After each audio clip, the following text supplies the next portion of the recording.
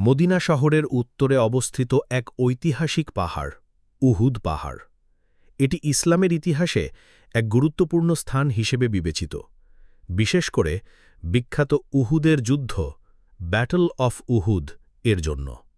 উহুদ পাহাড় শুধু একটি ভৌগোলিক স্থানই নয়, বরং মুসলিম উম্মার ইতিহাস ও শিক্ষার এক জীবন্ত প্রতীক।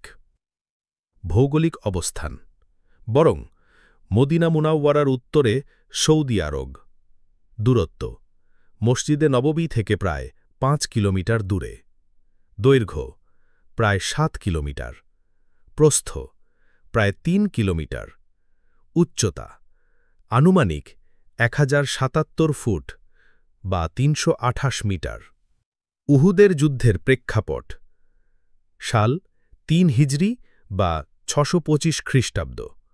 পক্ষ মুসলমান বনাম কুরাইশ, মক্কার মুশরিকরা। মুসলমানদের নেতা রাসূলুল্লাহ সাল্লাল্লাহু আলাইহি ওয়াসাল্লাম। কুরাইশদের নেতা আবু সুফিয়ান। কারণ বদরের যুদ্ধে পরাজয়ের প্রতিশোধ নিতে কুরাইশরা উহুদের যুদ্ধে আসে।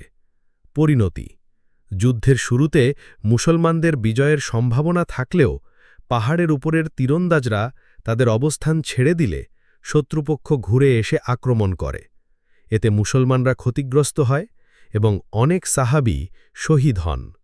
শহীদদের তালিকা শহীদদের সংখ্যা প্রায় ৭০ জন। উল্লেখযোগ্য শহীদ হামজা বিন আব্দুল মুত্তালিব রাদিয়াল্লাহু আনহু, রাসূলুল্লাহের চাচা, যাকে আসাদুল্লাহ বলা হতো।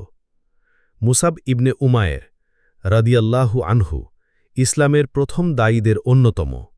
এই শহীদদের জন্য উহুদের পাদদেশে একটি কবরস্থান রয়েছে, যা এখনও দর্শনীয় স্থান। রাসূলুল্লাহ সাল্লাল্লাহু আলাইহি ওয়াসাল্লাম এর বাণী, উহুদ পাহাড় আমাদের ভালোবাসে, আমরাও উহুদকে ভালোবাসি। সহি বুখারী। এটি বোঝায় যে এই পাহাড়ে প্রতি রাসূল সাল্লাল্লাহু আলাইহি ওয়াসাল্লাম এর এক বিশেষ ভালোবাসা ছিল। অনেক হাদিসে উহুদের গুণাবলী ও মর্যাদা বর্ণিত হয়েছে।